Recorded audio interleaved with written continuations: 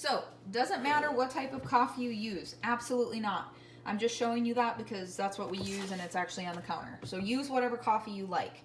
Now, the one thing I will say is that the finer the coffee grounds are that you put in here, some of it is going to come out in the like steeping slash brewing process, and it can settle into the bottom of your pitcher. Okay.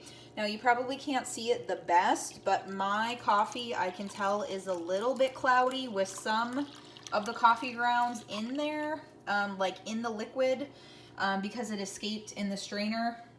There's not a lot left in the bottom of my pitcher, but sometimes depending on how many days I let it sit in the fridge, I will see a lot of it settled on the bottom. And I mean, just like you're doing a regular hot brewed coffee, that'll happen sometimes too. But just so you know, that's really the only difference you'll see, is more of it gets out of the strainer. But keep in mind, don't waste your coffee grounds, because you can always make little frozen coffee ice cubes with them too, for your cold brew and all your iced coffee needs.